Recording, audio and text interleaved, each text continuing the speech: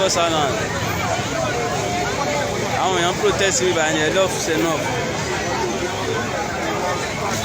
Wọ́n ní kó ṣẹlẹ̀ sàn 2023.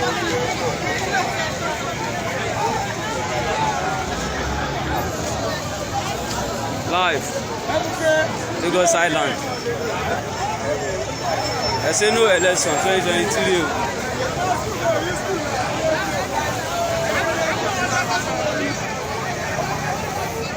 Live at Lagos Island.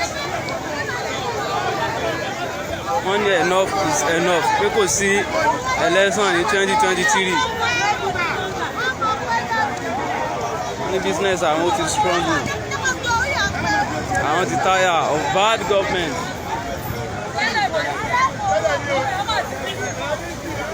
Their menu. Their menu. Dubai is